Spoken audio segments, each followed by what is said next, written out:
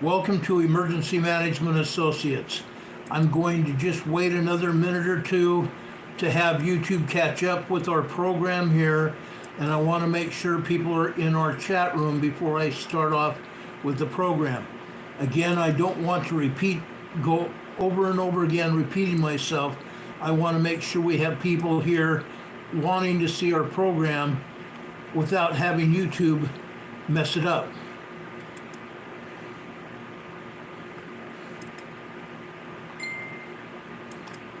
So I'm just waiting for, there we go, YouTube catching up to our program. YouTube just got our program on the air. Now I'm just waiting for some people to come up in our chat room. Again, this is Ron Tyler with Emergency Management Associates, for those of you that are waiting. Renee Steppe is the first one in here. Richard Smith came in, and then Dustin Caglig. Thank you so much. Demon Catman from the east of England is here. Welcome. Derek Landon is here. Thank you. Hello. CZ is here. Highway Runner is here. Highway Runner, where are you today? Sleeping Volcano from Colorado is here. It's going to be interesting to see everybody here tonight. I appreciate all of you. John McCoy is here. Howdy. It's good to see you. Richard Smith from the Nova Scotia, Canada area. Thank you so much for being here, Richard. Rick Smith is here. Hey, how are you? Good to see you, Rick. Highway Runners over in Georgia still. That's awesome. Welcome, welcome, guys. Again, if you are just joining us here and you've never seen this program, my name is Ron Tyler. I'm coming to you from the Emergency Management Associates headquarters, 392 miles west of Kitty Hawk Beach, North Carolina, in the Area Command. I'm going to talk a lot about earthquakes tonight. I'm also going to talk about some politics, and I'm going to tell you why in just a few minutes. Ava Brady is here from Mississippi. Welcome, Ava. We appreciate you here. Nicole Motors here. Welcome. We appreciate all of you here, guys. It means a great deal to me. We have people from literally around the world that are joining us. Dustin Caglig is here. Oh boy, I can't wait to hear from you about the Cheadle. Yes, Cheadle. Miss Cheadle from the Secret Service, the director of the Secret Service. Yes, we're going to talk about her in just a few minutes. And I've got a lot of opinions to share. I've got a lot of information to share as well. Hurricane Heather is here. Welcome, Heather. God bless you. Hurricane Heather is here from Northern California. Guys, I want to talk about earthquakes. A lot of earthquakes. The first thing I'm going to talk to you about is California, or not California, but Hawaii. Okay? There's a lot going on here. Okay? I would be very remiss if I didn't talk about what is happening in Hawaii. Okay? It's a big deal. It's huge. Over the last 12 hours, there have been about 24 earthquakes. Over the last 24 hours, there have been at least 24 earthquakes. Just a second here, I'm trying to get my picture here of the Big Island here to show you what's actually happening.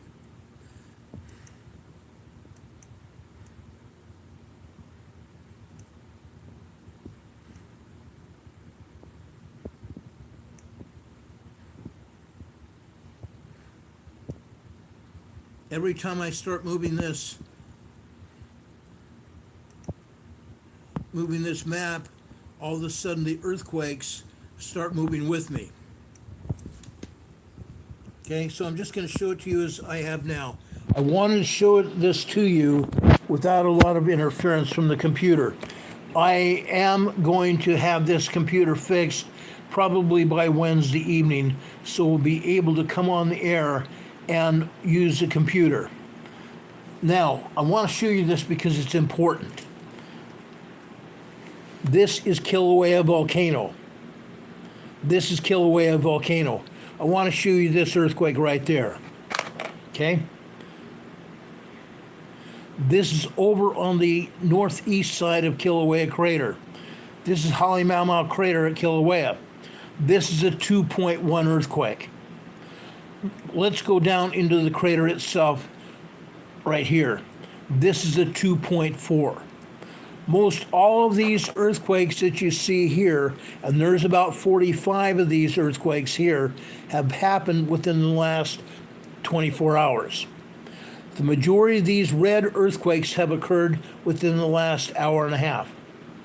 All of these red earthquakes here have occurred in the last hour and a half. Most of these earthquakes, a great majority of these earthquakes, are 2.0 to 2.1 earthquakes. They are minor earthquakes. All of these are minor earthquakes. The ones in yellow happened about 24 hours ago. But look at all these earthquakes here. Now, I have my opinion of why this is happening. Okay?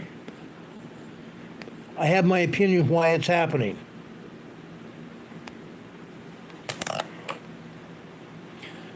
I'm going to go down to Pahala here. I want to show you what's happening way down here in Pahala. Oh, darn it.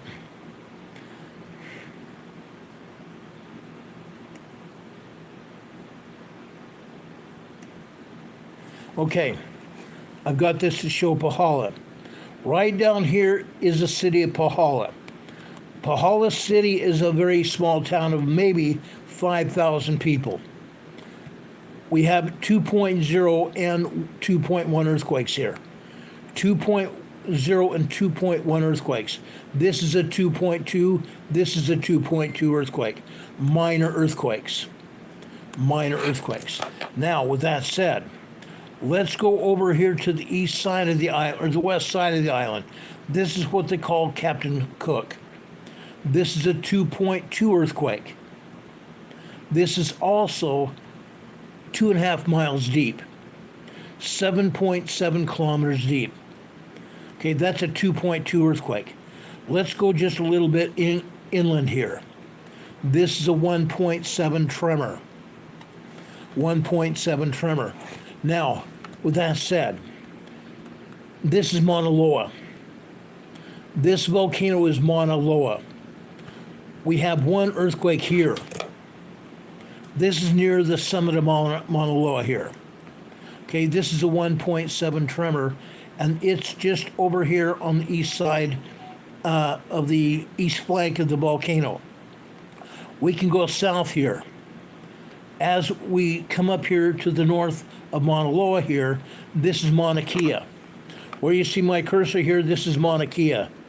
This volcano right here is outdoing Mauna Loa in earthquakes right now. Mauna Kea has more earthquakes here than Mauna Loa. I want to make that clear. The only thing that's not outdoing it is Kilauea here. With all the earthquakes surrounding Kilauea, one over on the northwest side of the volcano crater, and then the majority of the earthquakes down here on the south side of the crater, and they go southeast here. Now, we have some earthquakes down here in Pahala. Now, what happens here in Pahala? Okay, as I have explained this before, I'm going to try to pull this map out a bit and show you where all these earthquakes are coming from. Way down south in the Pacific. Way down south in the Pacific, guys. A lot further south than what we show here in Hawaii. Way down south in the Pacific, east of Fiji, east of Tonga, we have a deep magma plume. We have a deep magma plume, guys. That magma plume is supplying magma to all the volcanoes around the globe.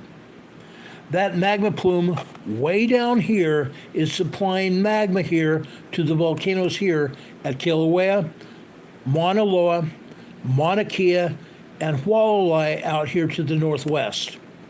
Okay?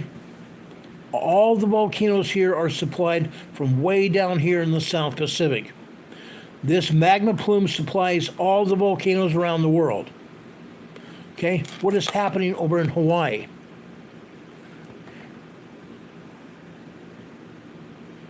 Okay? I want to go back here.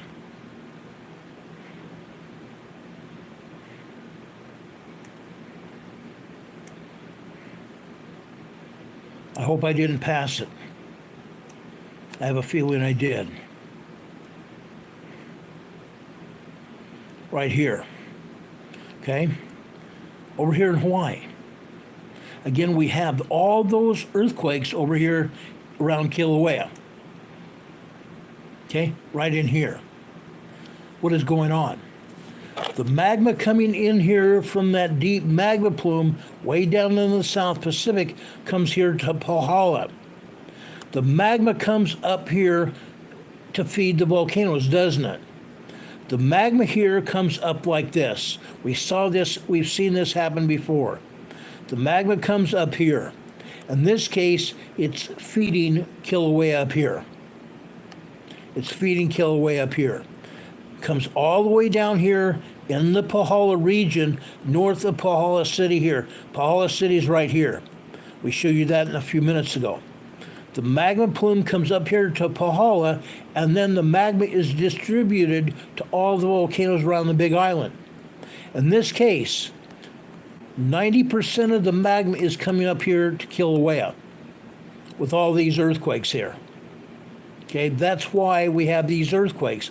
Magma is causing rock fracturing of the magma channel that's leading to the volcano.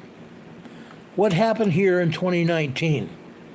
In 2019, the lava that had been in Kilauea and down here in Pu'u'o'o drained out of both volcanoes. Where did that magma go? Okay, it was lava. It was up inside the volcano itself, inside the crater. It drained out. For several days, nobody understood what had happened, not the scientists either.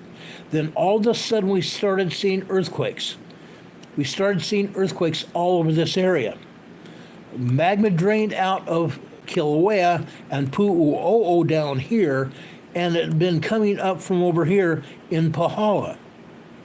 Magma started going out here into the East Rift Zone, over here into Leilani Estates, and over here in the Fern Forest area. All of a sudden, we had fissures that opened up in the earth. Great big fissures, 24 of them.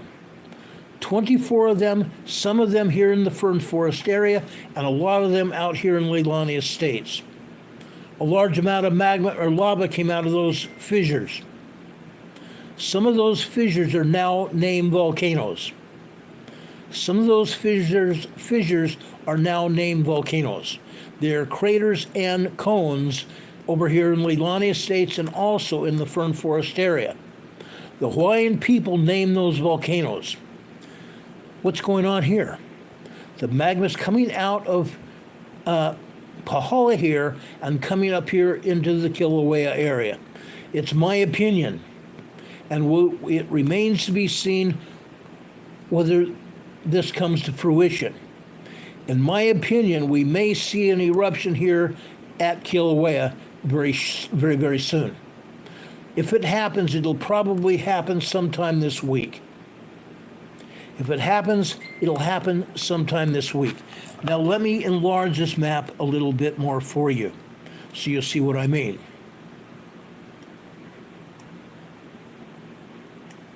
Okay, we showed you these earthquakes before. Okay, all these earthquakes are caused by magma coming from Pahala way down here, coming up here and feeding Kilauea.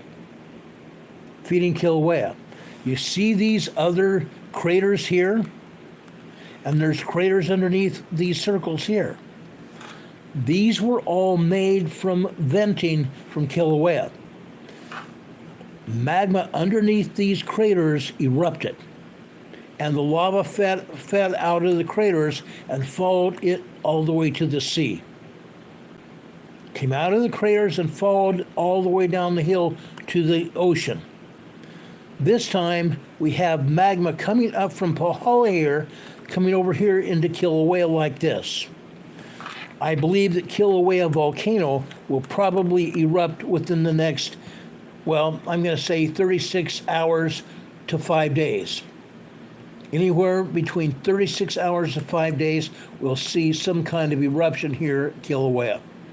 There's already steam coming up from the vents in the caldera here of the volcano. Now, I'm going to try to pull this map down a little bit. Hold on a second. I'm going to try to pull this map down so you can see it. If you look at this crater here, this picture is not the current way Kilauea looks today. The lava is all the way up here. The lava field is right up here throughout the entire crater area here.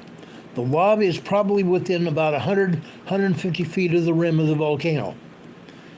The lava is in the caldera. The caldera has hardened from the previous eruption. There are some tiny fissures in the caldera floor. Those fissures are allowing steam to come from the volcano right now. With all this infill of magma coming up into the Kilauea crater, I believe this crater will erupt. Okay? Kilauea is in what they call the Halemaumau crater. We will see an eruption, I believe, within the week here at Kilauea. Do we have any questions about that?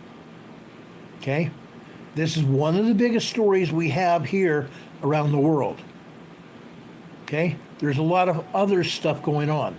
Richard Smith just put up a chat here in the chat saying seismicity is going off the rails around the world. It's like a crazy train. And Richard is absolutely right. There are earthquakes all around the world. Why? One, we have volcanoes around the world. Two, we have unrest, seismic unrest around the world. And this is only the beginning. This is only the beginning.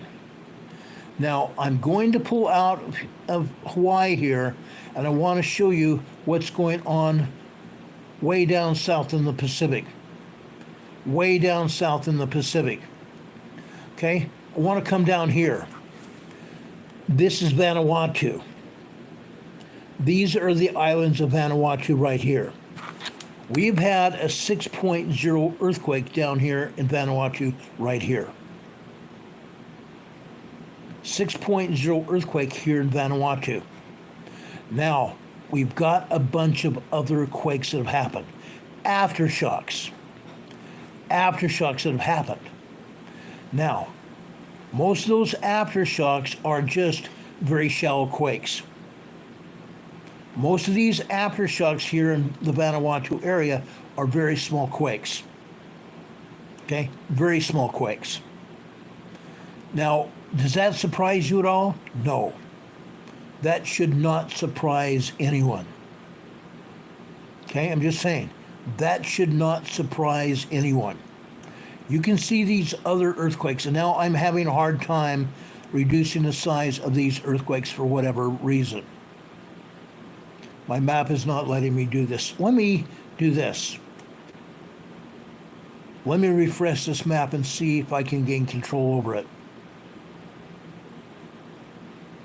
Maybe not. Maybe not. But we've had an extreme earthquake field right here, just in the last 12 to 15 hours. Just within the last 12 to 15 hours. All these earthquakes here. Now I want to come over here and show you this earthquake here. Okay? This is a large earthquake. It is a large earthquake, guys. Now,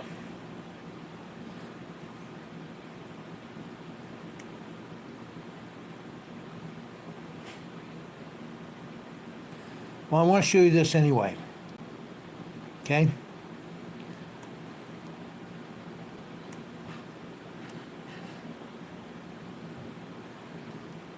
Look at the magnitude of this. This is a 2.7 earthquake. No, it's not. I'm sorry. That's over in Hawaii. That's still over here in Hawaii. Let's come back over here to Vanuatu. There we go. There is an earthquake in Vanuatu. And this is important. Okay?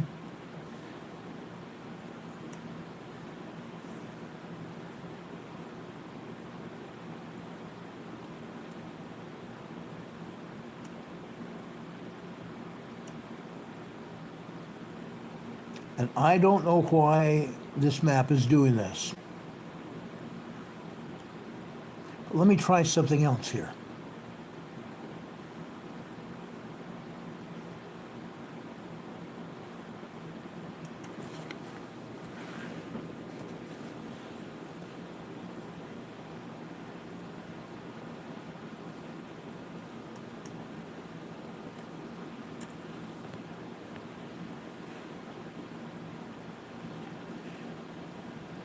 I'm going to get this back.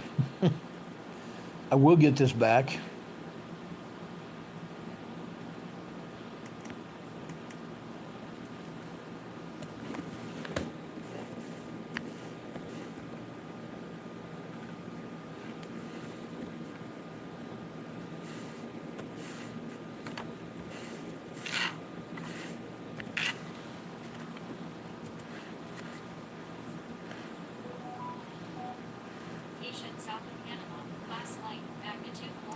Here we go.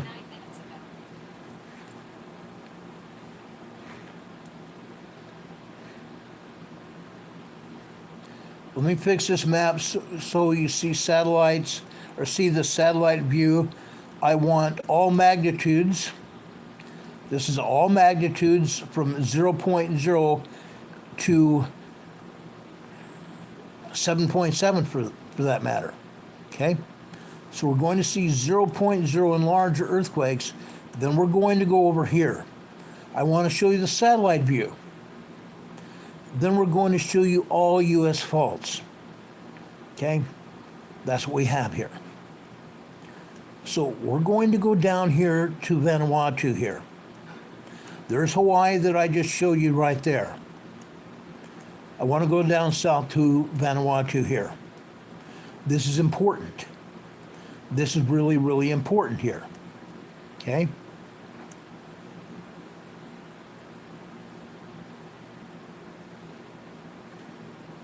I promise you this is not going to happen after Wednesday. Okay? This is a 5.1. Each and every one of these earthquakes here in this Vanuatu swarm here is less than 20 kilometers deep. Less than 20 kilometers deep. We go south here. This earthquake here is 5.5 earthquake. This is a very large, mid-range 5.5 earthquake. This earthquake is 258 kilometers deep. Okay? Still fairly shallow earthquake. It's medium depth. What am I going to show you now? This is in the Loyalty Islands. This is a 5.0 earthquake in the Loyalty Islands. Let's go over here. This is Levuka, Fiji.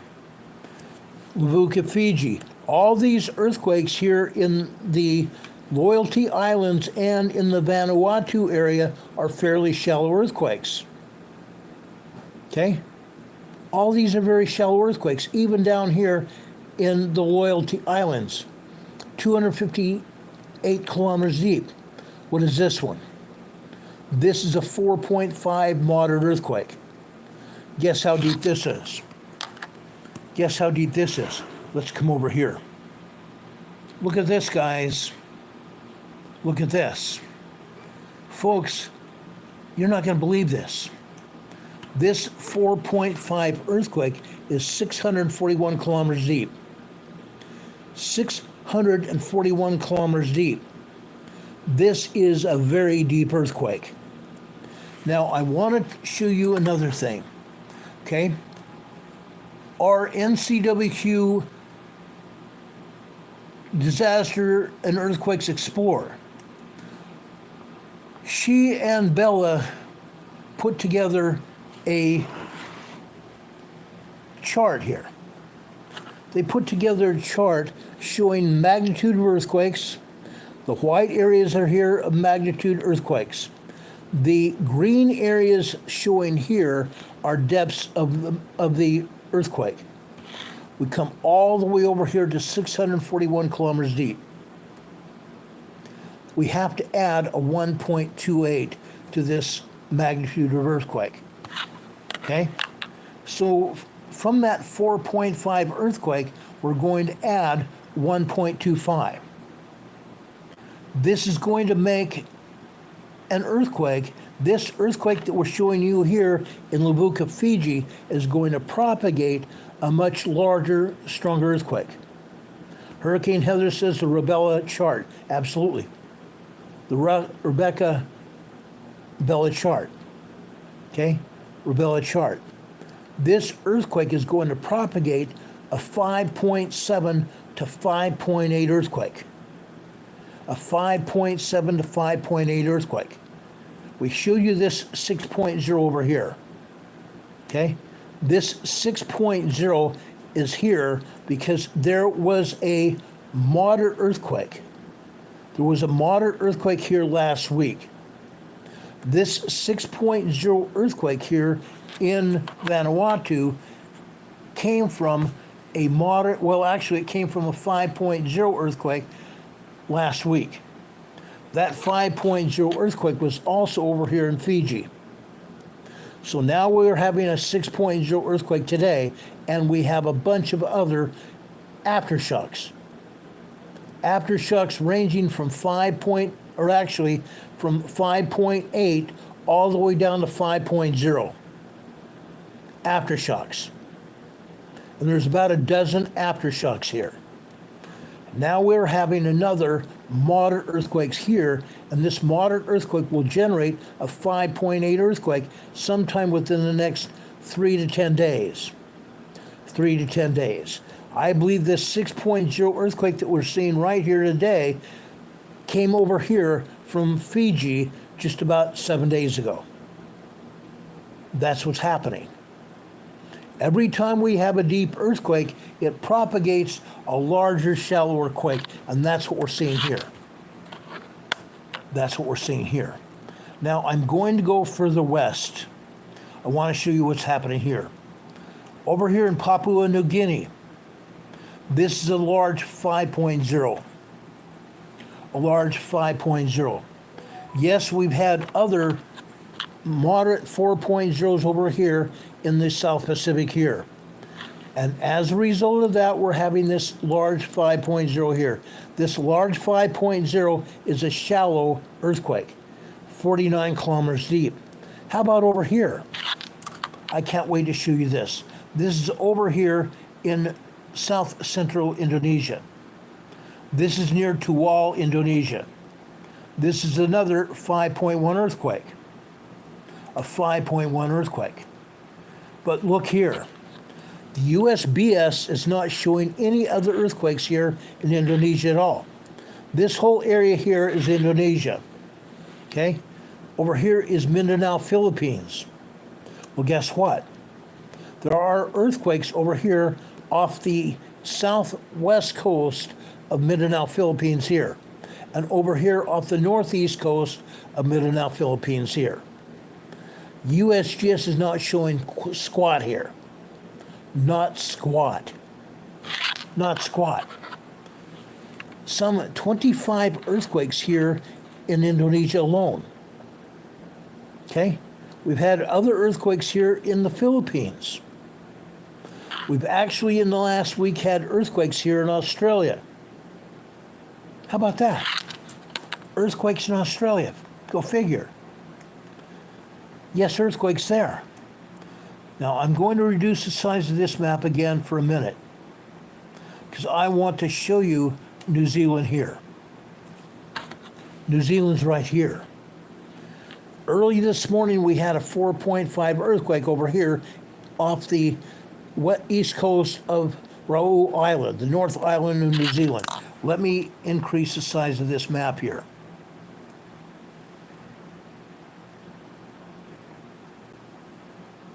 Maybe that was a little bit too far. Okay, here's New Zealand. This is the South Island of New Zealand, and there's a handful of earthquakes down here, mostly right here on the northwest side and down here on the southwest side. The southwest side over here is South Park, New Zealand. South Park, New Zealand here. Now, let's go over here to the North Island here. We have a 4.5 earthquake over here. Okay? We have probably 17 or 18 earthquakes here around the North Island, and some of those over here in the Catcher's Mitt. This is we frequently call this as the Catcher's Mitt. Okay? The Bay of Plenty here. This is the Bay of Plenty, but we frequently call it a Catcher's Mitt because that's what it looks like, an American baseball catcher's mitt. Okay? We have earthquakes here. We are expecting, and the scientists say that, we are expecting an 8.0 earthquake here on the east side of the North Island. The east side of the North Island. We have seismicity, not just the number of earthquakes, but larger and larger earthquakes occurring over here on the east side of the Big Island. Increasing earthquakes, and the size of the earthquakes are also increasing here. Now there's something else for those people that have never seen this program here. Okay? Pico is here. Thank you for being here, Pico. We appreciate you here. Let's go over here and zoom in on the North Island here. As soon as it resolves here anyway.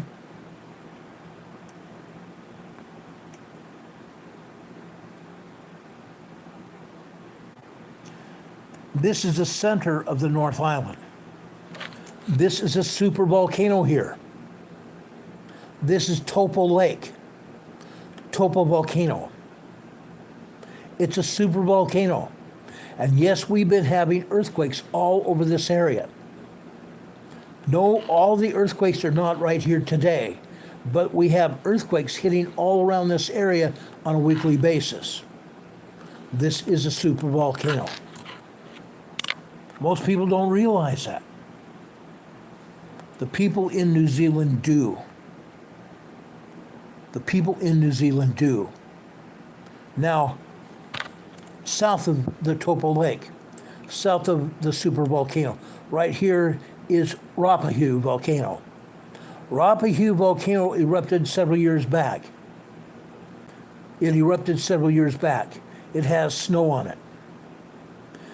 Frequently, we are seeing some earthquakes hitting around here. We see earthquakes hitting over here on the southwest side of the island as well, but they're ignoring, we're not having many earthquakes at all around this volcano here. We have some earthquakes around Ruapehu. We have a lot of earthquakes around Topo Volcano. We have a bunch of earthquakes right here just south of the Catcher's Mitt. Okay? We have a lot of earthquakes over here on the east side of the island. This area is a subduction zone. The eastern side of this island is a subduction zone. That is why they are expecting an 8.0 earthquake here within the next 25 years. Okay? KJ says it means the crust has been shifting and building up stress and release points for other shifting and quakes. That is somewhat true. Not all of the earthquakes that we see are releasing pressure. Not all of the earthquakes that we see are releasing pressure. The fact of the matter is, pressure's building up. Pressure's building up. We've seen it here before. Pressure's definitely building up. Pressure's building up over in Hawaii, like I showed you. Earthquakes happening all over. We've seen some earthquakes over here in Australia. We've had some earthquakes right down here in the southwestern side of Australia. Recently, we had a swarm over here on the, I don't want to say the north coast, but the central west coast of Australia here. We've had some earthquakes up here. Just about 2 years ago, we had a bunch of earthquakes here. We had a 6.2 earthquake right here. That shook up Australia a lot. That earthquake shook up all this area of Australia a lot. Some people said they felt it over here on the southeast side of the continent. Some people felt it over here. We've also had quite a few earthquakes down here in the southeastern side of Australia. We have had some earthquakes over here. For those of you that don't know Australia at all, this is the volcanic area of Australia. This area over here on the northeastern side of Australia is the volcanic area of Australia. That is why we have earthquakes over here. Okay? Now, something else you might not know. Over here in Indonesia, this area here where you saw the Tual, Indonesia earthquake, the 5.1, just south of there is what they call the Banda Sea. The Banda Sea. 3 years ago, we had a 7.4 earthquake here. A 7.4 earthquake. A lot of people were very concerned. A lot of people died here in Indonesia with that 7.4 earthquake. Guess what? It was over here in the Banda Sea. People here in Australia, or in Indonesia, were killed. That earthquake was felt all the way over here into Queensland, Australia. It shook buildings here in Queensland. It shook buildings enough that people evacuated their buildings because they thought they were having a major earthquake there. It was not. That earthquake originated over here in the Banda Sea of Indonesia. That's how much seismicity was, or energy was put out by that 7.4 earthquake. Not all earthquakes are releasing energy. The larger earthquakes are releasing energy, yes. But some of these other earthquakes are not releasing energy. And it's sad that the USGS is not showing any earthquakes here. They are not showing the earthquakes because they don't want anybody to know what's happening. They do it all over the world. They do it in the United States, and we know darn well what's going on. Okay? They're not showing hardly anything in Europe. Hardly anything, which is sad. It's sad. Over here in Afghanistan, Farkar, Afghanistan, this is a moderate 4.6. Okay? Moderate 4.6. Then we come over here. Okay? Why am I come over here? Because it's important. This is important. Right here. See this earthquake fault? See this earthquake fault? It's coming from over here. This is the Himalaya Mountains here. Himalaya Mountains. This fault line here comes out of Indonesia. It comes out of Indonesia here. It comes out of Sumatra, Indonesia, and comes over here on the eastern side of India here. Over here, Myanmar here. We have Thailand here. We have Cambodia and Vietnam. This earthquake fault coming out of Sumatra, Indonesia comes up here. It hooks up with the Himalaya Mountains. This is a natural fault zone. This is the edge of the craton. It's no wonder we see earthquakes like this all the time. But USGS is not showing all of them. There's like 3 earthquakes here in the Afghanistan, Tajikistan area. Okay? They're not showing everything here. But then we go westbound. That earthquake fault drops down here, doesn't it? It drops down here. This is also the edge of the craton here. We also have an earthquake fault. You can see it right here. This fault right here. It feeds through the Caspian Sea here. Through the Caspian Sea, and it comes over here to northern Syria, northern Iran, over here into Turkey. What do we have over here? Okay, I want to show you this. This is important. This is on the fault zone. Javanrud, Iran. This is also a 4.3 earthquake. 4.3 earthquake. What do we have here? This was a 4.6. This energy here is coming along this fault zone, and the amount of energy reduced here. 4.3 here. Here we have this earthquake, 4.6, 206 kilometers deep, which is still shallow earthquake. Then we come over here to Iran. And this is not the only earthquakes that are hitting. These are the only earthquakes that USGS want us to talk about. Okay? Again, it's along the fault zone here, a 4.3. Then we come over here. Again, we have this fault zone going over here from Afghanistan through the southern end of the Caspian Sea to over here. Okay? This is important to understand. Okay? This is the Republic of Georgia that once belonged to Russia. This is a 4.4 earthquake. This is also 31 kilometers deep. So we have similar earthquakes here and here coming out of Afghanistan and China in this area here. Okay? Over here, USGS is not showing any earthquakes here. There are 48 earthquakes here along the Syrian western or eastern Turkey border. Along the Syria eastern Turkey border here.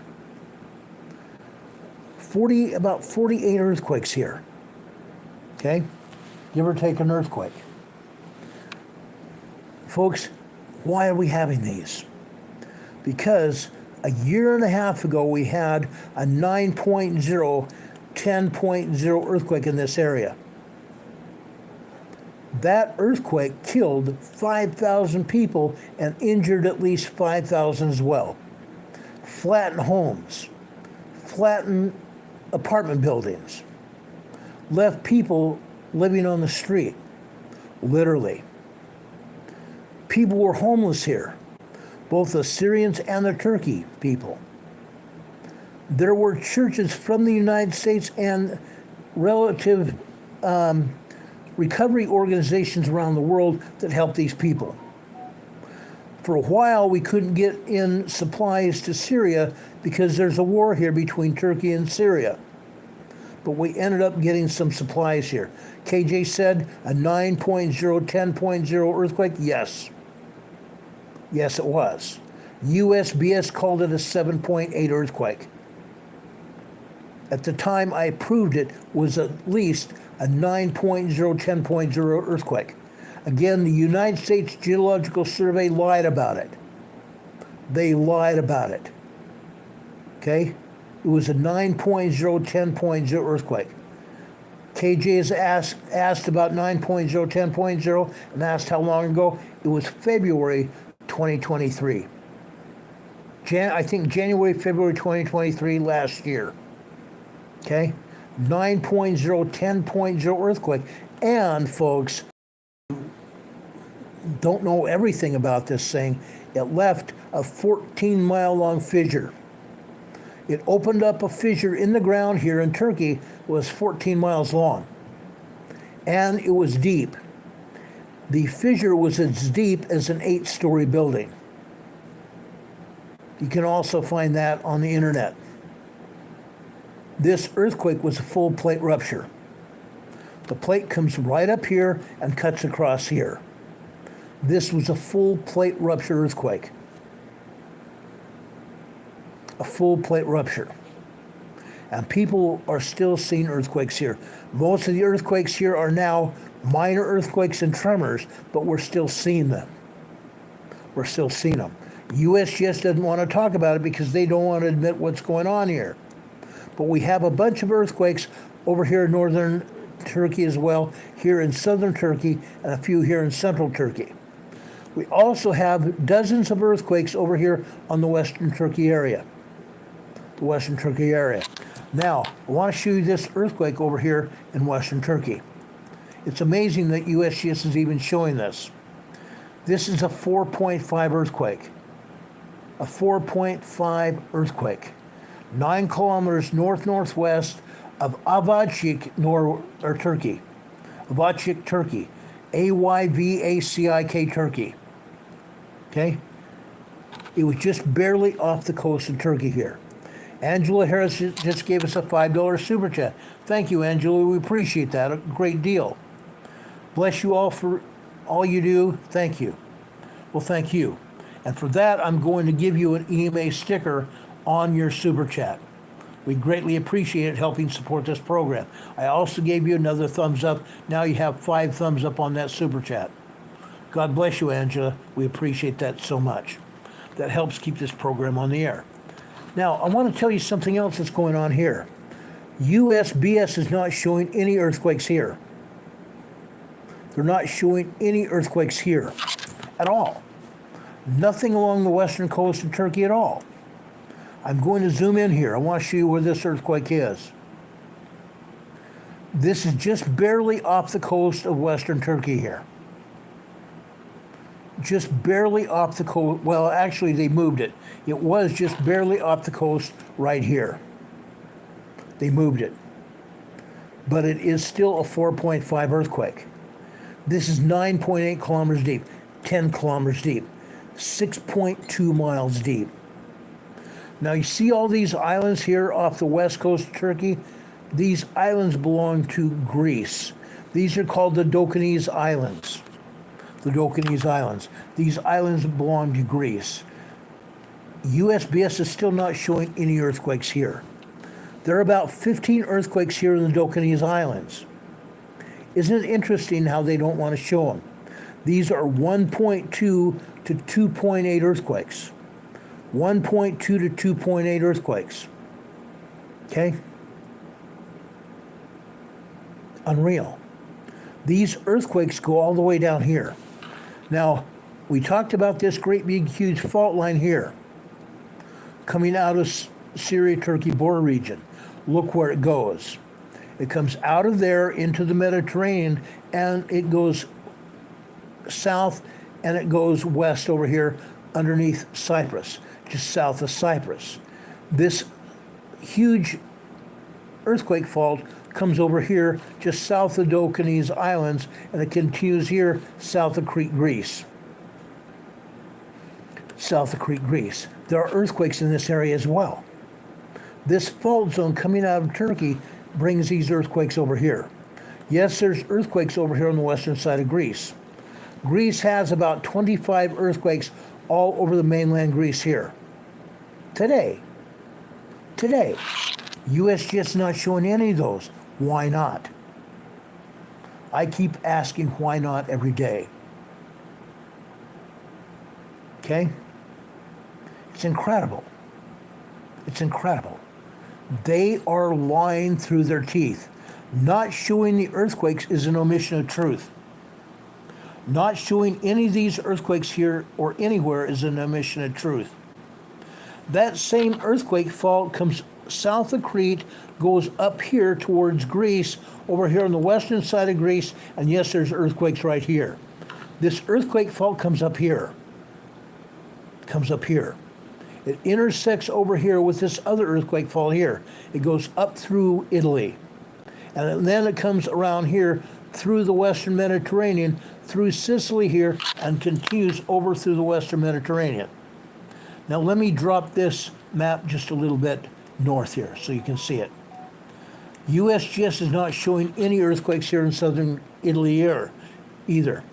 They're not showing 28 earthquakes here in central Italy.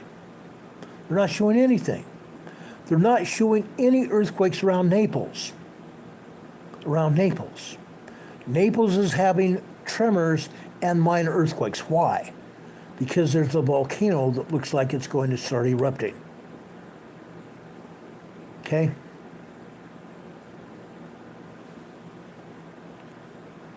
I understand there's a call coming in from Becca. Okay? Demon Catman put up a chat here, a message here in the chat saying the government doesn't want panic for reasons of politics and financial control. And Demon Catman, you're absolutely right. Absolutely right. Becky is asking me to ask Heather what's going on. I saw that message about Biden putting up a political message, probably on social media, and also not just on social media, but all over the world in the news. Okay? It might be what he's doing or not doing. It could be Kamala Harris. It could be a lot of things. I'm going to talk about Kamala Harris in a few minutes, but I want to show you what's happening. Here in northern Italy, we have our share of earthquakes here. Over on the northern part of Italy right here, we have earthquakes down here as well. Over here in the Alps mountains here, we have some minor tremors coming out from the Alps over here into Germany and Switzerland. We also have earthquakes over here in France. We're seeing a lot of earthquakes here in France as of late. Over here at the Spain-France border, this area here typically has 3 or 4 earthquakes every day. Minor earthquakes, 2.0 to 2.5 earthquakes over here on the border between France and Spain. This is Spain. We have some earthquakes over here in northwestern Spain and Portugal here. We have more earthquakes here in southern Spain here, and we have some earthquakes here in the southern Portugal area as well. But not to be outdone. Not to be outdone. These are the Azore Islands here. These Azore Islands start over here just west of the Strait of Gibraltar here. We have earthquakes here in the Azore Islands here. We have earthquakes here just east of the Strait of Gibraltar here. Interesting, because we have that same earthquake fault coming out of Turkey-Syria border region over here.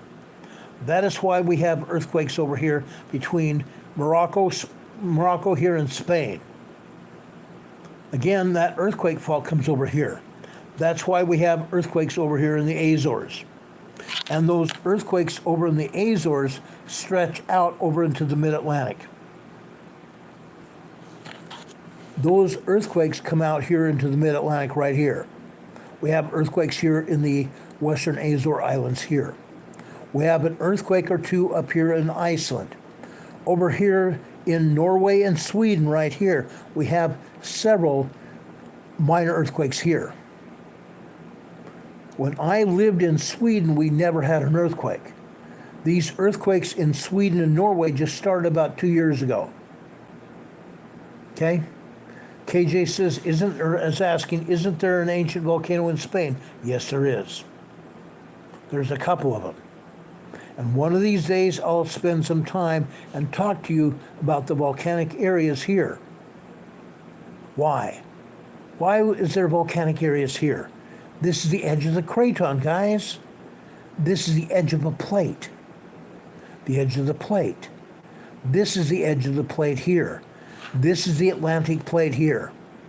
This is the Atlantic plate here, as the Atlantic Ocean. Down here in the southern Atlantic here, the South Sandwich Islands. The South Sandwich Islands. I want to show you this. This is a 5.2 earthquake here in the South Sandwich Islands. We get these earthquakes here all the time. Anywhere from 5.0 on up to 6.0 earthquakes here. These earthquakes down here in the South Sandwich Islands travel over here through the Antarctic plate here, this Antarctic ridge here, and they come up here into the South Mid-Atlantic. All these earthquakes coming from the South Sandwich Islands travel up through the Atlantic Ocean here, the Mid-Atlantic Fault. They travel up here through the North Mid-Atlantic, and they continue all the way up here through Iceland, up in here into the Arctic Ocean here. All the way up here into Svalbard area, and up to the North Pole. Now, before I go any further, I want to show you something else that happened during this past weekend. Okay, this is also important. The USGS, as I'm pointing out here, only showing 4 earthquakes here in South America along the coastal region of South America. That's a lie. There are over 20 earthquakes here in the coastal regions, coming down from Colombia here all the way down here in south central Chile. South central Chile. I want to start with this earthquake here. They're not showing many earthquakes here at all, but I want to start here. This is a 4.6 moderate earthquake here, 22.5 kilometers deep. 4.6 earthquake near Canente, Chile. We go north. This is a 4.6. This moderate 4.6 is over at the border region of Chile and Argentina. 63 kilometers west-southwest of San Antonio de los Cobres, Argentina, in the Andes Mountains, just west of Argentina. Okay, we go further north. This is a 4.1 near Arica, Chile. Arica, Chile. Now I'm going to enlarge this map so you can see what I'm talking about. This area here is the same area where we had a 7.4 earthquake last Friday. A 7.4 earthquake. Again, they are not showing all the earthquakes here near Atacama, Chile. Atacama and Antofagasta, Chile here. They rarely show anything going on here. But I'm telling you, there's probably 25 earthquakes here, up and down the entire coast. Right here we have about 10 or 12 of them. Okay? This is what's going on. This is just one of many aftershocks from the 7.4 earthquake last Friday. That earthquake was up here in the Andes Mountains, the top of the Andes Mountains. As I showed you earlier last week, that earthquake caused minor damage. Minor damage. The only reason it caused minor damage is because the epicenter of the earthquake was up here in the Andes Mountains. Way up here in the Andes Mountains. Now you can also see here, we have volcanoes here. We have a volcano here. We have a volcano over, several volcanoes in this region here. There is huge volcanic activity all throughout the Andes Mountains. I believe that that 7.4 earthquake that was 72 kilometers deep was down inside the volcanic area here in the Andes Mountains. That 7.4 earthquake that struck here Friday was deep inside the volcanic chamber of one of these volcanoes, or all of the volcanoes down here in the Andes Mountains. Okay, I believe that. But again, USGS never said word. They never said a word. Okay? The only reason there wasn't major damage is because that earthquake was over here in the tops of the Andes Mountains. The people here in Chile felt that earthquake, but there was only minor damage. People over here in Argentina and over here in Bolivia felt that earthquake. But again, there was only minor damage. Only minor damage. Argentina, Bolivia, Ecuador, even Peru and Ecuador felt part of that earthquake. But there was only minor damage because the earthquake originated up here in the tops of the mountains. Okay? That's why we had that earthquake, and we're still seeing I'm just seeing aftershocks from that earthquake, and yet they're only showing one earthquake here. That's a travesty. This is an absolute travesty because there are a bunch of earthquakes, not just one. Okay? I don't know why USGS continues to lie to the public, but they do. There are earthquakes here in Peru. They're not showing those either. There's earthquakes up here to the north, right up here. Okay? I show you this. This is San Ignacio, Peru. This is in the Pampas region, the farm region of Peru, at the base of the Andes Mountains over here. A 4.4 earthquake. This earthquake was 59 kilometers deep. 59 kilometers deep. We go north. Ecuador. Ecuador. We have some earthquakes in Ecuador, but USGS is still not showing them. Why not? Ecuador right here. North of Ecuador, we have Colombia. There are earthquakes here in Colombia that they're not talking about. Then, early this morning off the coast of Costa Rica and Panama here, we had another 6.0 earthquake right here. I'm sorry, right here. This now is a 5.7 earthquake. This now is a 5.7 earthquake. It came out as a 6.0.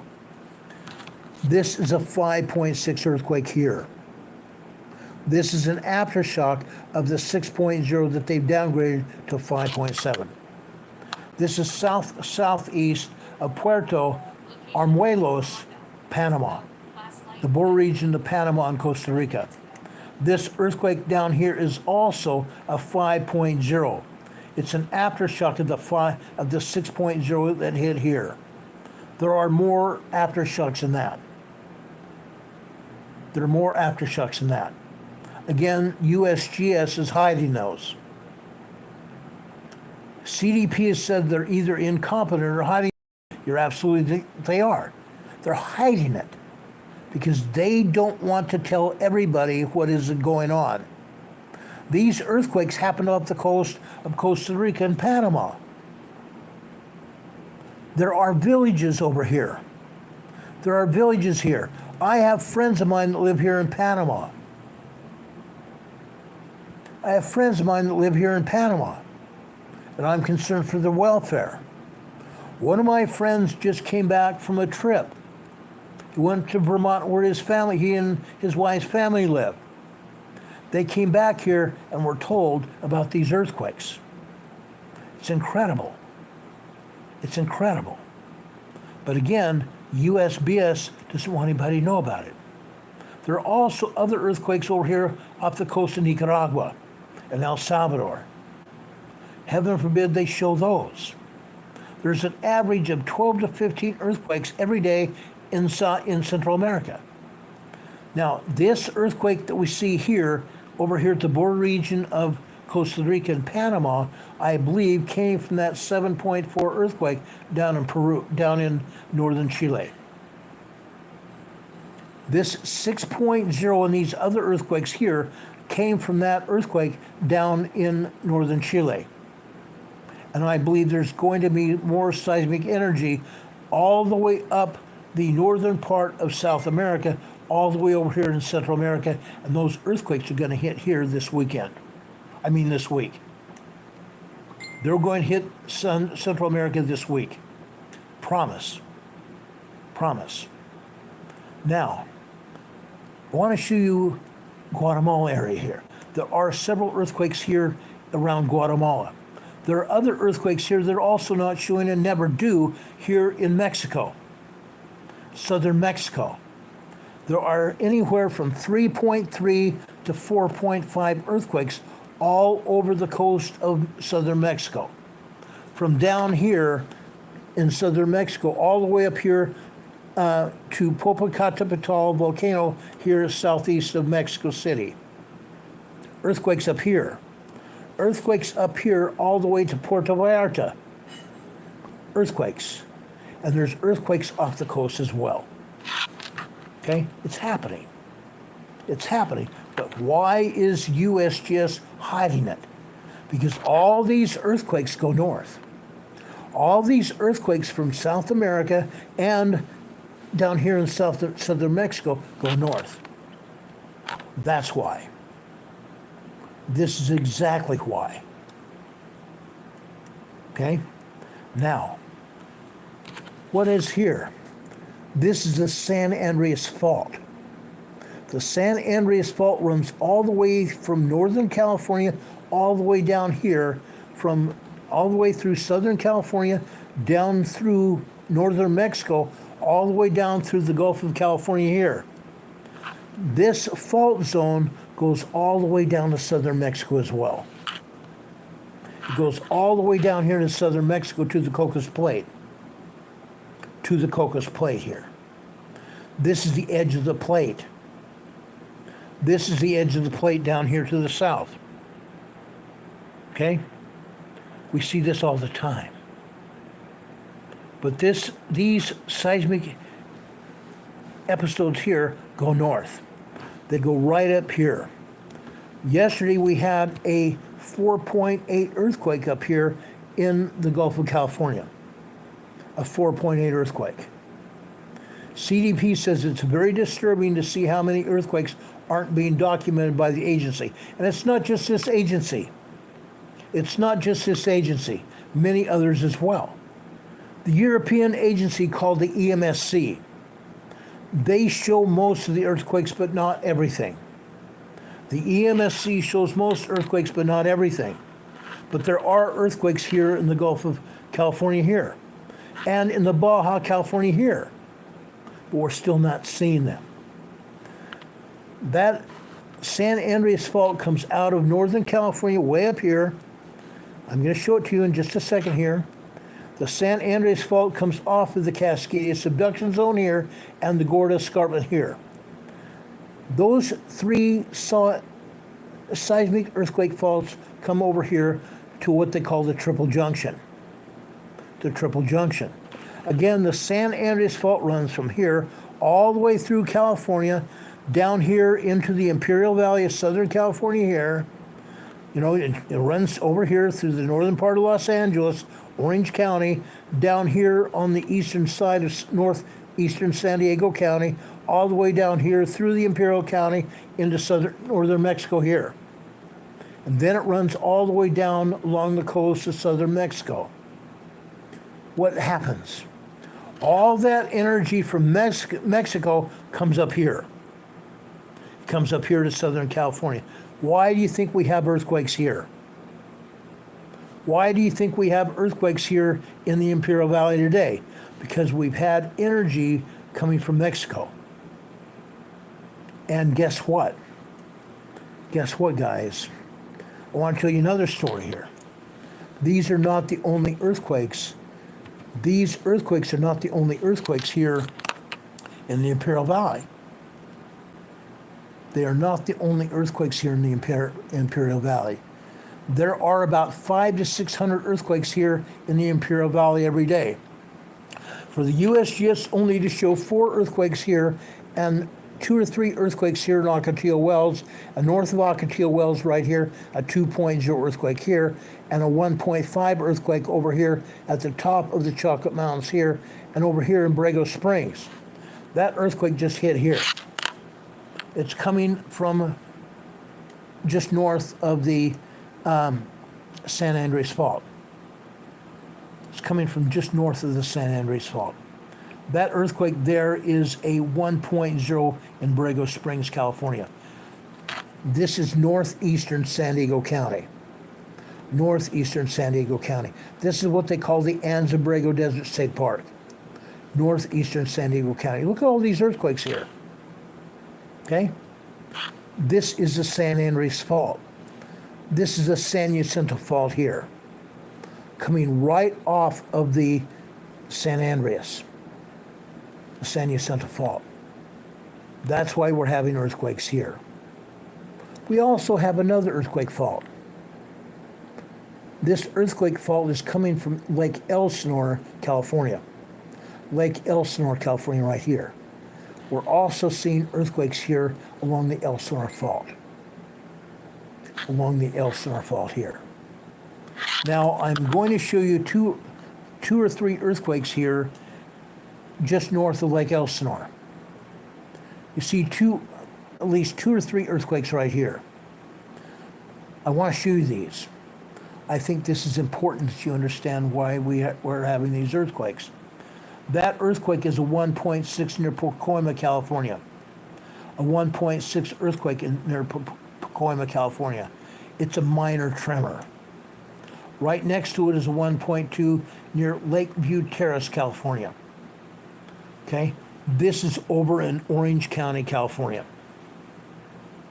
Actually, it's not either. I'm sorry. This is North LA, northern Los Angeles.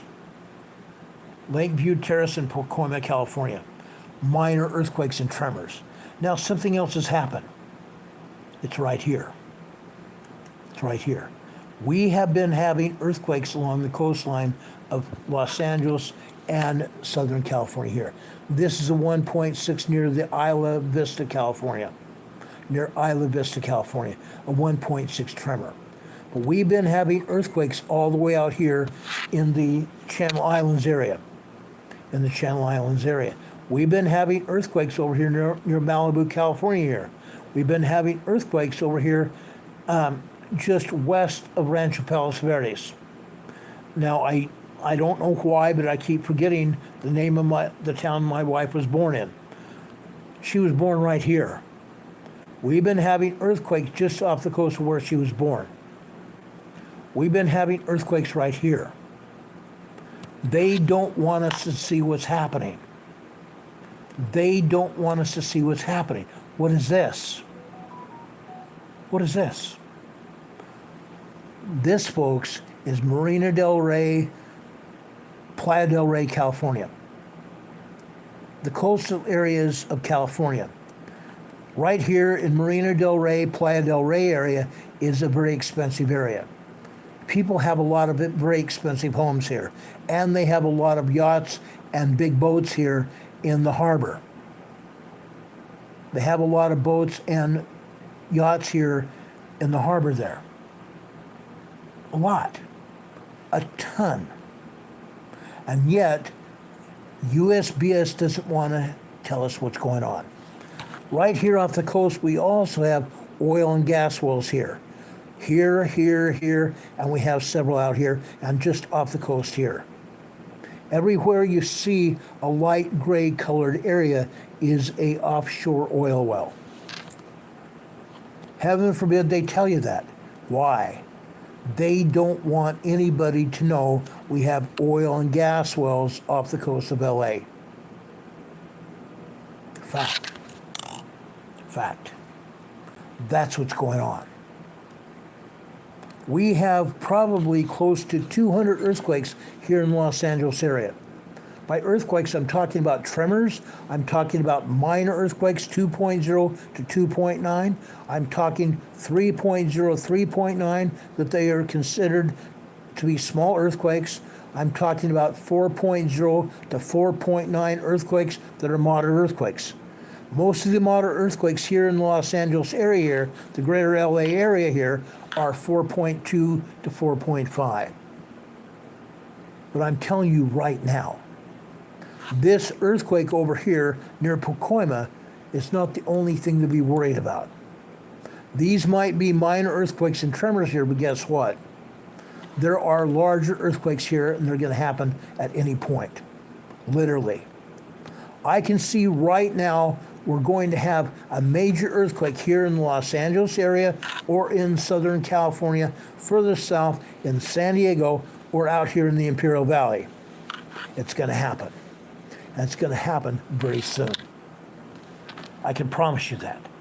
From down here in the Imperial Valley all the way up to Los Angeles. Southern California, get used to it. Southern California, you need to get used to this. It's going to happen. And I believe it's going to happen sometime between now and the end of August. If it doesn't happen then, look out. Because the longer it takes, the more damage it's going to do. The longer it takes, the more damage it's going to do. Now, I'm not going to talk about many other earthquakes here in California or further north. You can see them. You can see them. These earthquakes around San Francisco, they're just minor. These are just minor earthquakes. Parkview, California, right here. This is a 2.0 earthquake in Parkview, California. This is the earthquake capital of the world. Parkview, California. Okay? We are also going to see major earthquakes here in the San Francisco Bay Area. This earthquake here up near this Triple Junction area, the Cascade Megathrust earthquake fault zone here, this Gorda Escarpment, and this area of the San Andreas Fault here. Let me show you the size of that quake here. Okay? Folks, this is important. This is important, or I wouldn't even show it to you. Okay?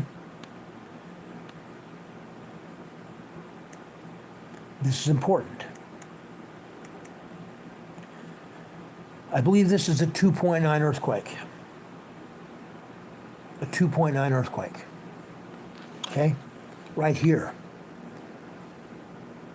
Ferndale and Petrolia, California. Okay? It's going to be crazy. It's going to be crazy. We continue to get hit here. One more earthquake I'm going to show you up here. This is over near Oregon. Okay? Over near Oregon. This is a 1.9 earthquake. This is a 1.9 earthquake over here. Okay? This is off the coast of Oregon, right along the coastal area of Oregon. Okay? Right here. Why am I showing it to you? Because we continue to get hit here. We continue to get hit here with earthquakes. It's because the Cascadia megathrust earthquake is going to hit in off the coast of northern Washington and British Columbia, Canada, right here. The Cascadia fault zone's here. The Juan de Fuca fault is right here. The Cascadia megathrust earthquake is going to be a 9.0 to 10.0 earthquake. It's going to happen here.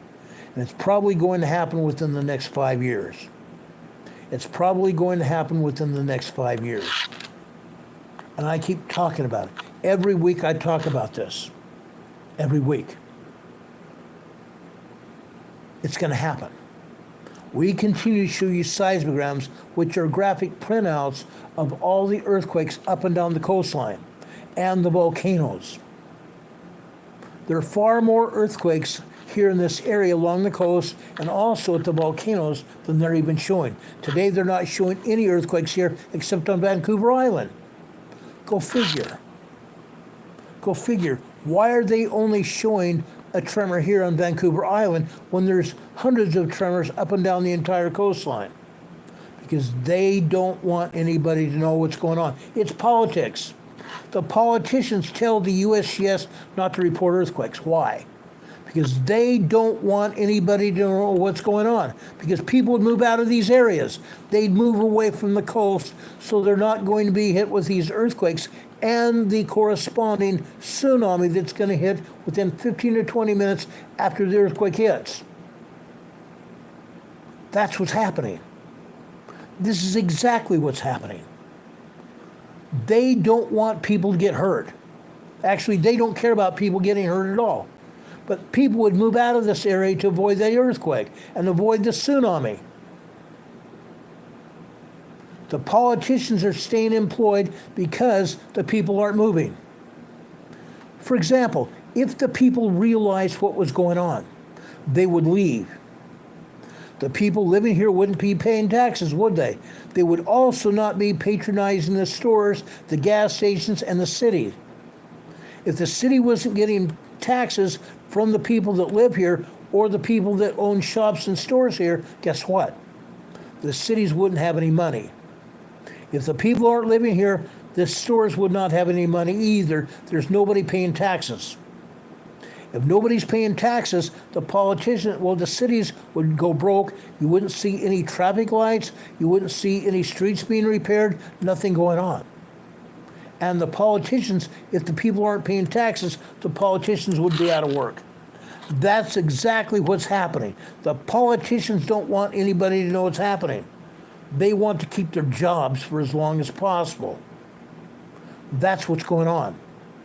The politicians are telling the managers of the USGS not to say a word. It's not the everyday pencil pusher at USGS. It's not the scientists. It's the managers. It's the managers, guys. I can guarantee it. I've seen it happening. I've seen it happening since I graduated college. I've seen it happening. And it's still ongoing. Okay? CDP's here in the chat put up a message. Money over lives, that's despicable behavior from politicians who live safe. You're absolutely right. Where are those politicians? They're out of there. The federal politicians are over in Washington, D.C. The state politicians live away from there. Heaven forbid their homes are here along the coastline and they'll get killed. Their homes will be destroyed. Okay? That's what's happening. I can guarantee you. I can guarantee you. I've asked politicians to come on this show and talk to me, but they don't want to. Heaven forbid. Heaven forbid that they get shown who they really are. I've been talking about this for almost 5 years. Before this channel was there, we had another channel that had over 25,000 subscribers. Over 25,000 subscribers, and because I was telling the truth, YouTube took it down. I started this channel just about 3 or 4 days after that, and now we have close to 6,000 subscribers, over 5,600 subscribers, and growing. If you're not subscribed to this channel, I ask you to please subscribe. And when you subscribe, hit the little notification bell so you'll be notified when we come on the air. But don't get used to it, because the YouTube people are run by the people who run USGS and politicians. YouTube does not like us. They don't always notify people when we come on the air. They don't notify people when we come on the air. A lot. I'm telling you, we come on the air between 6 and 7 p.m. every day, Monday through Friday, and at 12 noon on Sunday for our Sunday school class that I teach. Okay? That's what's happening. Now, Heather says she's trying to vet some serious information. I can only imagine. Christine says Salt Lake City and Utah are having some serious fires. They are. They truly are. The Ensign Peak fire just south of Salt Lake was really bad just the other day. But there are other fires around Salt Lake City. There are other fires in Oregon, Northern California, and Southern California as well. And they're growing. They're growing. There are some evacuations that have been going on in Utah. There's evacuations going on in California over the fires there. Richard Smith is talking about 1.1 in Croatia today. 1.1 tremor over in Croatia this evening. A 2.0 in the Aegean Sea over between north and southern Greece. Okay? It's crazy. It's crazy. Anyway, that's the end of my earthquakes for today. I have a lot of things that I need to talk to you about, so I want you to stay tuned to this program. It's very important we talk about what's happening. It's very important. So stay tuned for just a second. I'm going to check my email real quick. Okay?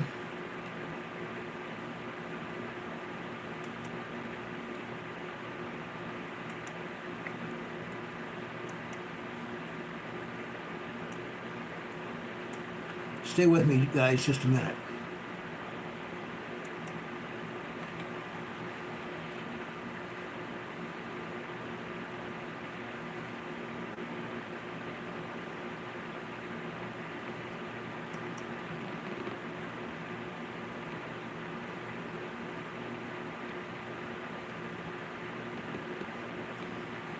We have an email now. This is something I haven't vetted yet.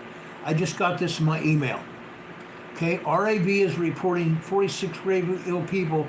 FAA issued no fly over Delaware except for VIP only. Emergency meeting with White House staffers is already being conducted. Okay, this is coming out of Washington. Okay.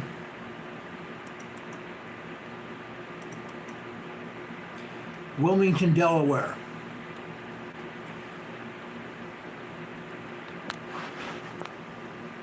Operating restrictions and requirements and other information. Affected area, Wilmington, Delaware, near DuPont, Bortac, DQ0, which I believe is the airport there near Wilmington, Delaware. Let's see what else we see here. And this is July 22nd. Today, 1845 UTC, 1445 Eastern Daylight Time. 1445 is 2:45 Eastern Daylight Time. Operating restrictions and requirements. No pilots may operate an aircraft in the areas covered by the NOTAM. NOTAM messages are emergency messages issued to pilots. Yes, Joe is in Delaware. Joe Biden, the president, is in Delaware. He's convalescing from COVID in Delaware at his beach house. Okay? It says here, operating restrictions from the FAA, restrictions and requirements. No pilots may operate an aircraft in the areas covered by the emergency message from the FAA. Flight ops listed BLW are below here. Aircraft arrives in departure airports or heliports within the TFR, which is the temporary flight restriction area. Law enforcement, firefighting, and medevac air ambulance flights on ACT emergency missions only. ACFT ops necessitated for safety or emergency reasons. All ACFT approved to operate within the area must be on squawking. Squawking is an aircraft frequency between between aircraft in the air and the ATC, the Air Traffic Control Center. Again, law enforcement, firefighting, medevac air, ambulance flights on emergency missions only. ACFT ops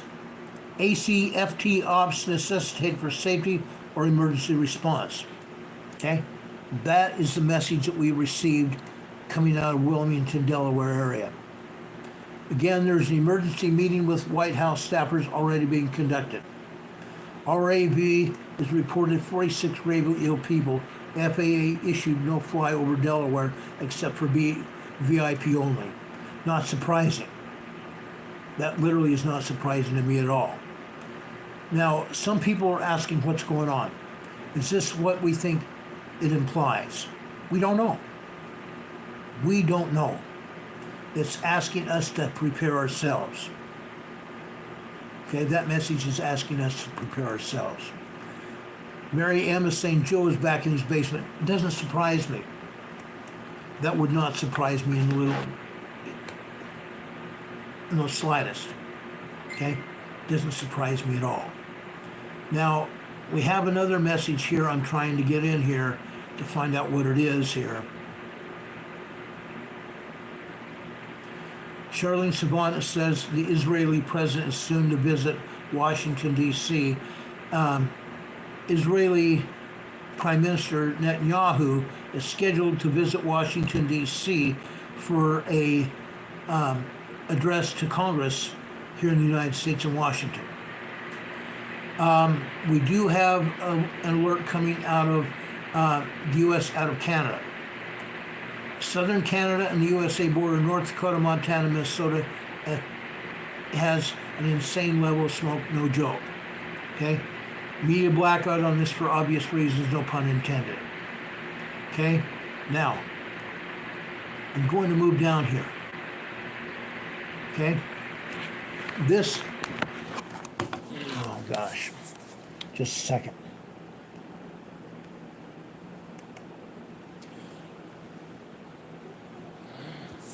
This is coming out of the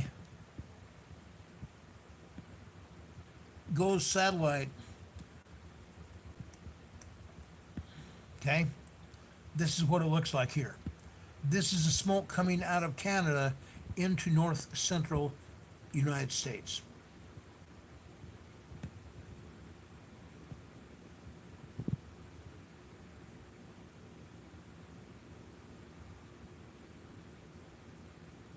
That smoke coming out of Canada into north central United States. Okay? That's that.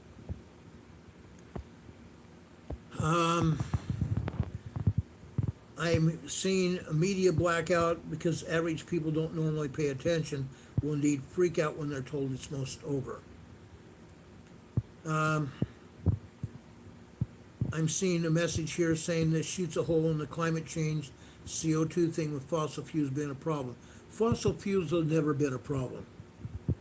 The Democrat Communist Party has been talking about fossil fuels for a long time.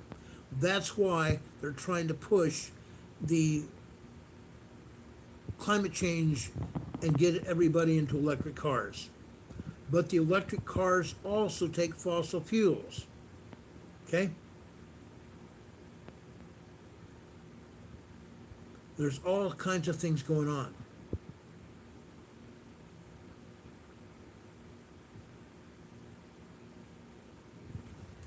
I'm going to show you the central and western United States. The western United States is over here. Okay? This is what's happening.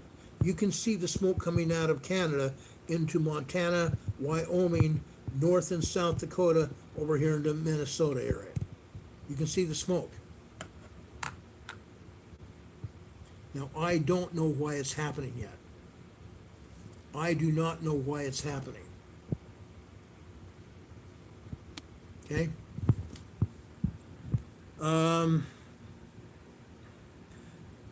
We have intelligence here that says fires out of the west in the United States and Northwest Canada. Do you know what's generating all the smoke? Fires in Canada and out west in the U.S. are causing it. Okay? That's the information we're seeing. Someone is saying no smoke in southern Ontario, Canada. Visible satellite shows smoke coming over you at high altitude at sunset tonight. Okay? Here's another satellite view here from the GOES satellite. And you can see the smoke coming out of Canada and the western United States, and it's pulling eastward.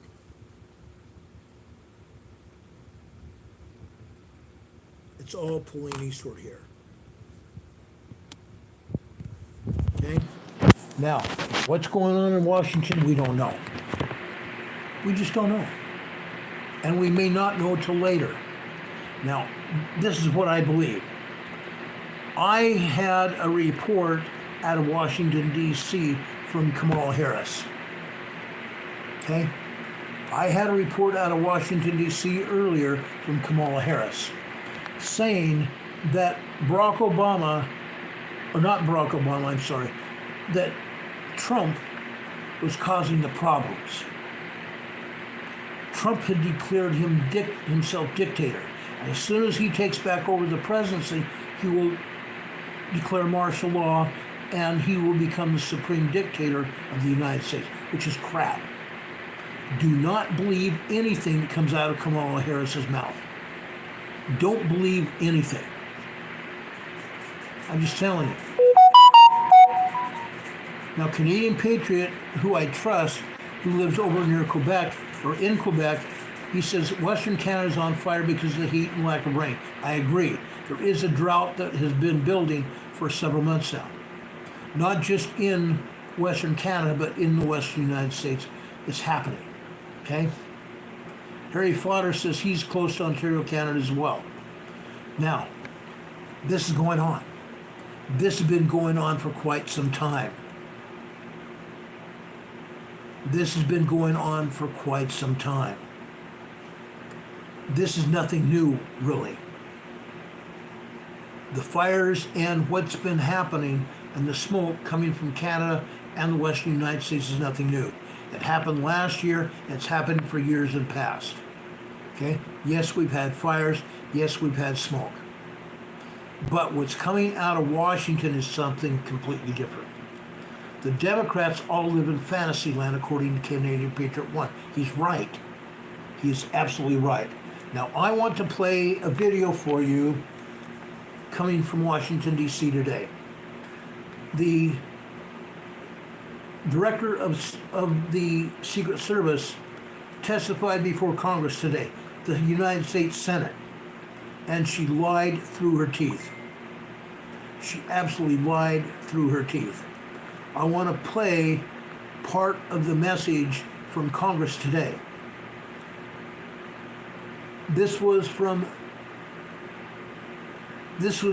the Benny Johnson show on YouTube, who was broadcast all over major media all morning long for over 5 hours. For over 5 hours. And CDP says she got destroyed in the Senate hearing today. Let me play just a portion of this for you. Ms. Cheadle, I'd like to remind you that you're under oath. The site team has a senior supervisor, an advanced team, a protective intelligence team, a counter sniper element, and detail. Who was the agent in charge? How long has she been the agent in charge? And what is her Secret Service background? So I'm not going to provide a name. Why not? You're here to answer our questions. Lauren, I'm not going to provide names. You stated in your testimony, you said, I am here today to answer your questions. That is correct. Answer the question. I'm not going to provide names of our personnel. Why not? Today. The American people are demanding these answers from you today, Ms. Cheadle. I will do the best to provide you accurate information based on the facts that I have at this time. You're not answering our questions. The advanced element coordinates with other intel or law enforcement partners, identifies threats and weaknesses at the sites and movements. Would you like a copy of the advanced report? Have you brought it here with you today? We will comply with the request for the documentation that has been requested. When will that be, Ms. Cheadle? Because you should have brought it today. I am certain that our personnel are working on obtaining all of that document. I don't believe you, and neither do the people watching this hearing. You're not doing well, as Mr. Moskowitz informed you. You've been sitting here for over 3 hours, and I have you know the entire country is demanding you resign and demanding that you be fired if you do not resign. Things are not going well for you. You need to answer the questions. Was there a protective intelligence team, and what technical resources were utilized for that event, specifically drone or helicopter assets? There were a number of technical assets that were deployed for that event, and there was a protective intelligence team that was assigned to that event. Why was Crooks able to fly a drone over the entire area the day of the rally and the day of his assassination attempt? To my knowledge, he did not fly the drone over the entire area. How did he fly a drone over the area, period? Any part of the area? Again, I would have to go back and check the timeline of when that took place. Why didn't you bring the timeline with you today to answer our questions? We don't have all of the answers on the timelines based on the criminal investigation. Were you not prepared today to answer our questions? I am prepared to answer the questions based on the information and wanted to be able to provide. Do you have a timeline do you have a timeline at all from any of the day?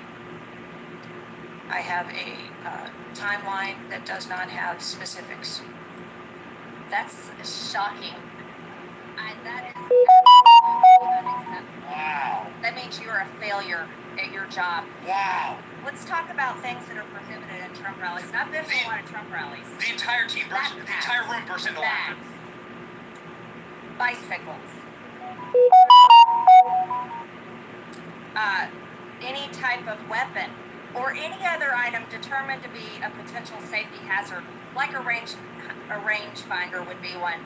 At 5:10, Crooks is first observed by number 1 at the building. 5:10, President Trump was shot in the face at 6:11 p.m. 5:28, ATR Sniper 1 takes a picture of a bicycle and 2 bags. Those belong to Crooks.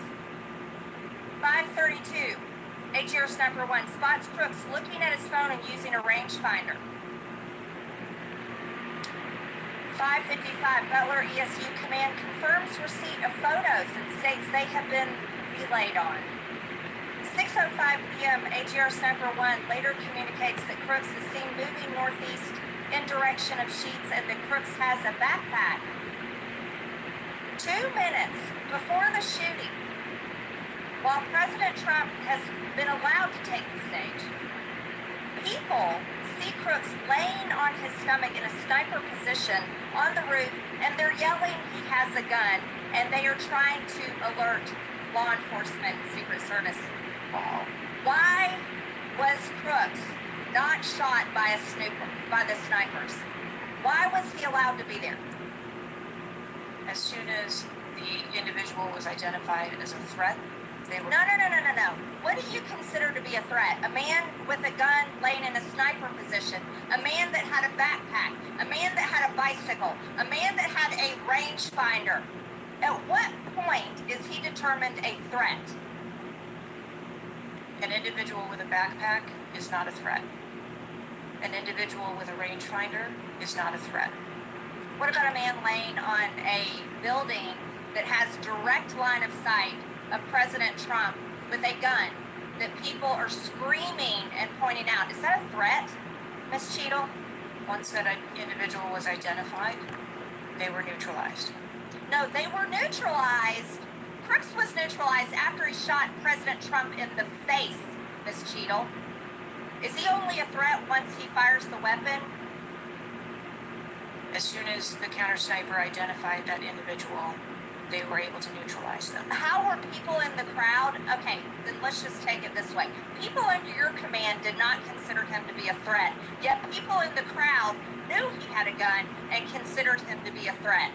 That means that you are a complete failure as the director of the Secret Service. The people under your command don't perceive a man laying on a roof with direct line to the president with a gun. They don't perceive that to be a threat, yet the people in the crowd do. How is that possible? That's the last question, but please answer the question, Director. I'm not certain at this time how the information from the people in the crowd was relayed to any law enforcement personnel. No, you knew that everyone knew. The people there knew that there was a danger. They knew there was a threat to President Trump, and it was allowed to happen. Was there a stand-down order, Ms. Cheadle? Was there a conspiracy to kill President Trump? Absolutely not. Then how did this happen? And why are you still sitting here not turning in your letter of resignation? Get him! Last question. Please answer, and then I'll recognize Mr. President. Please answer the question. That is what we are investigating to determine. We're waiting for your letter. We're waiting for your letter of resignation, and you really need to consider doing that before you leave today. Thank you. Get him! Chair, now recognize Mr. Oh! President for Okay. Massachusetts. Was there a conspiracy to kill Trump? Now, Benny Johnson was asking that question, was there a conspiracy to kill Trump? I believe there was. Now, I'm going to tell you this.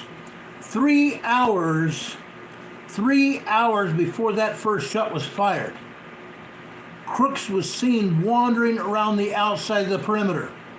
3 hours. 3 hours before Trump was shot, Crooks had approached the magnetometers at the entrance to the venue with the rangefinder in his hand. Secret Service and the police knew about it, yet nothing was done and Crooks got away. The Secret Service and the police lost sight of him. Later, he was seen wandering around the outside of the compound, the fairgrounds, where this event was going to be held.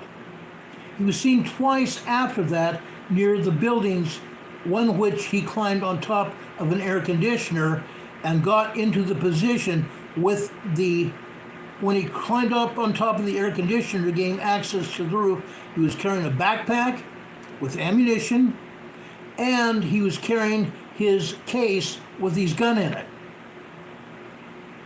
Okay? 30 minutes before President Trump was seen, or shot, 30 minutes before President Trump was shot, the public had known about this for 3 hours. 3 hours. The Secret Service had known about it for 3 hours. Nothing was done.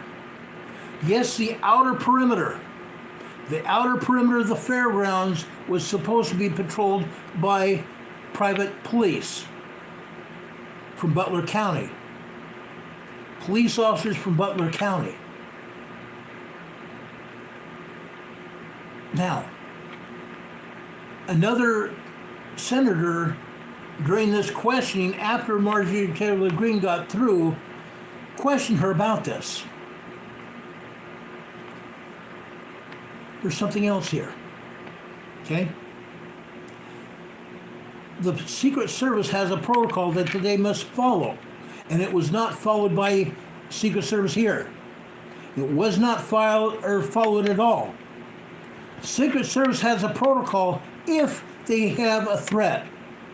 If they have a threat, they must evacuate the protectee, which is in this case President Trump. 15 minutes before he was shot, Secret Service knew there was a threat and that this man was on the building. Secret Service didn't do a damn thing. Secret Service did, in fact, 8 minutes before the shot rang out, let President Trump take the stage. They could have let him stay in his protected area where they could have protected him from anything from happening. They could have told him, sir, we think there's a threat. We feel there's a threat. We don't want you to go out on stage. President Trump had a meeting with J.D. Vance where he talked about this. He would have been willing to stay in that protected area until they got rid of the threat. But again, Secret Service didn't do a damn thing. They let President Trump go out on stage. 8 minutes later, President Trump was shot. President Trump was set up by the Secret Service. It's my opinion. Otherwise, he could have been evacuated or he could be taken down below the stage area where nothing would have happened. Secret Service didn't do that. They let him go to the stage where he got shot. The progressive Democrat communists have their own story. They said Trump set himself up. Yes, I've actually heard Vice President Harris say Trump set himself up. Trump set himself up to get shot and then raise his fist and pump the air. I heard this morning Vice President Harris say that. Trump set himself up. That's BS. Trump did not set himself up at all. Not at all. The Progressive Democrat Communist Party here in the United States got the Secret Service to do what they did. There was also talk today with that Secret Service director talking about the low level of agents that they had protecting President Trump. They took Secret Service from President Trump and gave them to Mrs. Biden, who is also holding a meeting of 400 people in a closed building, in a very secure area, in that enclosed building, and that underground parking. She did not have a reason to have that many agents. The agents were taken away from President Trump and given to Mrs. Biden. That didn't have to happen. That area where Mrs. Biden was going to talk was only... Last light, magnitude 4.6, 43 minutes ago. Folks, that meeting Mrs. Biden was conducting had a maximum capacity of 400 people. She did not need that Secret Service contingent that she was given by her husband and by the Secret Service to protect her. Agents were taken away from President Trump. She was also had been asked about aerial surveillance of a helicopter or a drone. She said she didn't have any knowledge.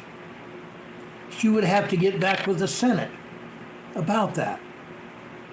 And sadly, every senator said, you need to turn in your resignation, even the Democrats. Even the Democrat senators in that meeting today told her to turn in her resignation. And yet, as far as I know, as of right now, she has not done that. She needs to turn in her resignation. She is part of the problem. She allowed President Trump to be shot. She and her Secret Service agents had a protocol to protect him, to keep him from taking the stage and evacuating him because of the threat. They did not do that. They didn't do their duty. They did not do their duty. She was also asked by several senators if there is going to be any Secret Service agents fired. She goes, I don't have an answer for that because the investigation had just barely started. The senators kept reminding her she's had 9 days to pull the information together. But the FBI is pulling the information together. It's the middle of the investigation, and a senator, or several senators, told her, we don't trust the FBI. We don't trust the FBI. The FBI has been dishonest, put out false data over the past 10 years, and yet she is asking and waiting for the FBI to complete the investigation. She needs to be fired. If President Biden does not fire her, she needs to be fired at any case, period. It doesn't matter whether something happens to Biden or Vice President Harris is now in charge. Guess what? This woman needs to be fired, and I'll bet Harris doesn't do it. And I'll bet Biden doesn't do it either. This was a setup. This was an absolute setup, and I believe it came from Biden. I believe it was politically motivated. I have reason to believe it, and I believe all of you do too. Okay? I believe there's enough evidence to prove it was politically motivated. Another attempted assassination by political members. Johnson had Kennedy assassinated by the CIA. Kennedy was not shot in the back of the head as they tried to put out to us. He was shot through the throat right here. You can't get shot through the throat when the President John Fitzgerald Kennedy was facing forward. He was shot through the throat by somebody on the grass. There were 3 gunmen when John Fitzgerald Kennedy was killed. 3 gunmen. Lee Harvey Oswald was in the book depository. Yes, he was. He had a high-powered weapon, but there were 2 other people involved as well. Fact. You can find it out yourself. Fact. This is something else that's happened. This was another attempted assassination of a former president. This was another attempted assassination of the incoming president. Yes, I'm saying incoming president, because I believe Mr. Donald J. Trump will become the new president. I believe that. Okay? It's a fact. Kamala Harris doesn't have the popularity that she thinks she has. She thinks she's a black woman. She thinks that because she's a woman and black, that she's going to get the women vote and the black vote. It's not going to happen. It's not going to happen. Okay? I can guarantee it. Canadian Patriot says Oswald knew and was a scapegoat in an attempt to cover it up. Not only was Lee Harvey Oswald a scapegoat, but Mr. Jack can't remember his last name. A bar owner came and shot Lee Harvey Oswald. He did not have enough police protection, and he was set up as well to die. And to take the goat by the horns and taking responsibility for President Kennedy getting shot. Lee Harvey Oswald had almost nothing to do with it. The shot Jack Ruby. Thank you, Steve. Jack Ruby. Jack Ruby, the bar owner, shot Oswald. That way, nobody could question Oswald. The shots that killed Kennedy came in front of Kennedy. He was shot in the head. He was shot down here, and he was shot in the throat. That caused the back of his head to explode. The President Kennedy's skull landed on the grass. The brain matter of President Kennedy landed on the back of the hood of the car and on a couple other people. One of them being the Secret Service agent that was on the back of the vehicle. Okay, I prove it. I can prove it. It's a fact. It's a historical fact. And we may never have the truth of all of it revealed to us because the government is covering it up. And again, this is another cover-up with another presidential candidate. Probably the next president of the United States. It's lucky he turned his head or he would have been killed as well. Because the Secret Service was part of it. The Secret Service let him go on stage. The Secret Service protocol was to evacuate the protectee, which is President Trump. It did not happen. It didn't happen. Now guys, you can find out the truth of it elsewhere. It's out there. You can go back and watch the meeting with Miss Cheadle, the director of the Secret Service, and the senators today. 5 hours of questioning by the senators. And almost every one of them asked for her resignation. Almost every one of them asked for her resignation by this evening. I don't believe it has happened yet. Now, if anything else happens tonight, I will be back here on the air to tell you about it as soon as the information becomes available. I promise you that. That has been my MO since day one. If anything major happens, I will be back on the air to tell you about it as soon as the information becomes available. Folks, that's what I do. It doesn't matter whether it's earthquakes. It doesn't matter whether there's a tsunami. It doesn't matter whether there's a major fire with people's lives in danger or something political. I have been on the case for 5.5 years. I've been on the case for 5.5 years, and I'm going to stay on the case until I can't do it anymore. Okay?